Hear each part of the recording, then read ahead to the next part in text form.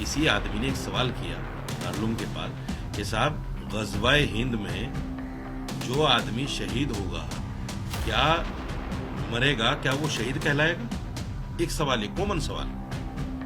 मुफ्ती ने जवाब दिया कि हाँ, एक हदीस नसई शरीफ की किताब में मौजूद है कि जो आदमी उस ग़ज़वे में मर जाएगा वो बड़ा शहीद कहलाएगा। अब इसमें ना तो सवाल करने वाले ने ये कहा कि मुझे हिंदुस्तान में हिंदुओं के खिलाफ जंग छेड़नी है, न जवाब देने वाले ने ऐसा कुछ कहा कि अब जिहाद का हुक्म हो गया, लाओ उठाओ, तलवारें उठाओ, बंदे को उठाओ, करो इस काम को। ऐसा कुछ भी नहीं है। एक सवाल था, उसका जवाब दे दिया ईमानदारी से। बीजेपी की गवर्नमेंट 2014 से है, इसको पहले क्यों नहीं देखा? यूपी में भी 7-8 साल हो गए गवर्नमेंट को, इसको पहले क्यों नहीं देखा? आज ही क्यों इसकी जरूरत पड़ी ऐसी?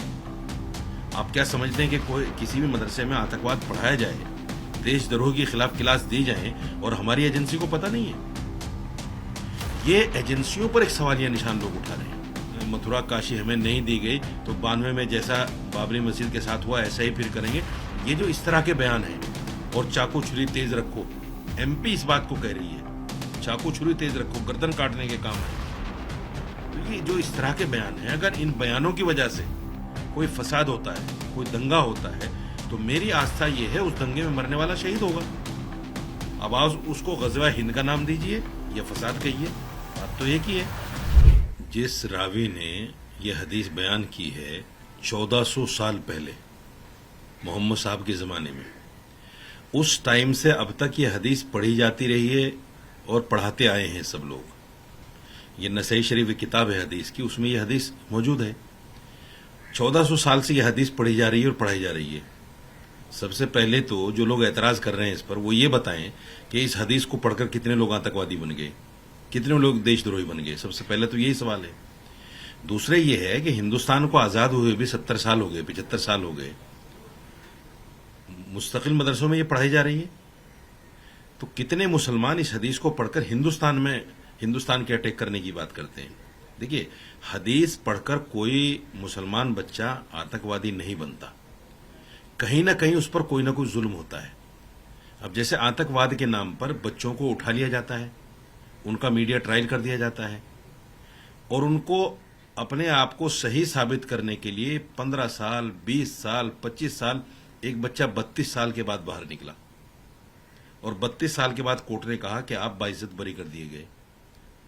32 साल जिसके जेल में चले गए, उसके दिमाग में आपकी जुडिशरी या हिंदुस्तान के कानून के बारे में क्या इज्जत रहेगी, जिसकी जिंदगी खराब हो गई? इस तरह के लोग कहीं ना कहीं फिर इस तरह की कोई बातें कर जाते हैं, उसका हदीस से कोई लेना देना नहीं है। मजलूम होते हैं वो लोग। आप इस बात को क्यों नहीं समझते? आपका जुडिशरी सिस्टम हमारे हिंदुस्तान का ऐसा है कि सारे केस पेंडिंग पड़े हुए हैं। इवन अगर मुझे एक मुकदमा लिखवाना है तो उसके लिए पहले 1 साल मुझे कोर्ट में जाना पड़ेगा। तारीख पे तारीख पड़ती है, तारीख पे तारीख पड़ती है, उसके बाद कहीं जाके मुकदमा लिखा जाता है, और कई बार ऐसा भी होता है साल 2 साल चलने के बाद उसको खत्म कर दिया जाता है। तो आप अपने जुडिशरी सिस्टम को संभालिए ना, उसको सही कीजिए पहले, इंसाफ जल्दी मिले तो किसी आदमी को कोई परेशानी नहीं होगी। तो मेरा मानना यह है कि यह फतवा 2008 में किसी आदमी ने एक सवाल किया दारुल के पास कि साहब ग़ज़वा-ए हिंद में जो आदमी शहीद होगा क्या मरेगा, क्या वो शहीद कहलाएगा? एक सवाल है, कॉमन सवाल।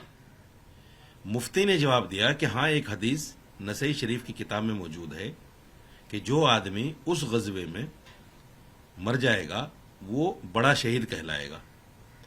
अब इसमें ना तो सवाल करने वाले ने ये कहा कि मुझे हिंदुस्तान में हिंदुओं के खिलाफ जंग छेड़नी है, न जवाब देने वाले ने ऐसा कुछ कहा कि अब जिहाद का हुक्म हो गया, लाओ उठाओ, तलवारें उठाओ, बंदे को उठाओ, करो इस काम को। ऐसा कुछ भी नहीं है। एक सवाल था, उसका जवाब दे दिया ईमानदारी से, क्योंकि हदीस की किताब में वो हदीस मौजूद है। मैंने कहा 1400 साल से पढ़ाई जा रही है, तो इसको बाकायदा 2008 में से ये वेबसाइट पर है। आज 2024 से पहले, बीजेपी की गवर्नमेंट 2014 से है, इसको पहले क्यों नहीं देखा? यूपी में भी 7-8 साल हो गए गवर्नमेंट को, इसको पहले क्यों नहीं देखा? आज ही क्यों इसकी जरूरत पड़ी ऐसी? दूसरे ये है कि हमारी जो एजेंसीज हैं, वो एजेंसीज इतनी सक्षम हैं, इतनी मजबूत हैं कि परिंदा भी हमारे देश में पर नहीं मार सकता।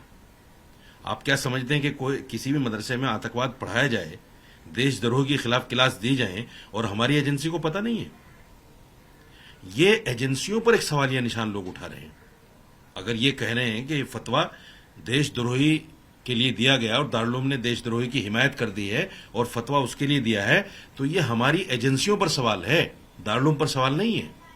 दारुल तो इस हदीस को 1400 साल से ये पढ़ाई जा रही है और दारुल भी जब से आजाद हुआ, जब से दारुल बना, जब से पढ़ा रहा है।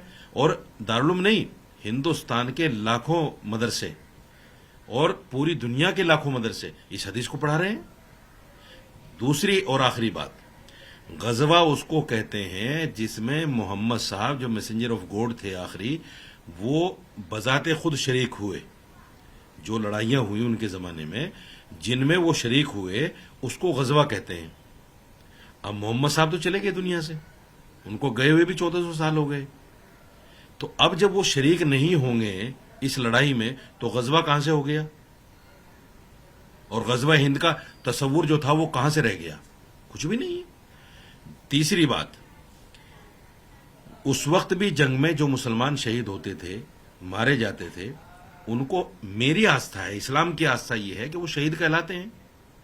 आज भी जो लोग गाय के नाम पर मारे गए, जय श्री राम का नारा लगाकर जिनको मार दिया गया, मेरी नजर में वो शहीद हैं इस्लाम की आस्था के मुताबिक, मेरी आस्था के मुताबिक।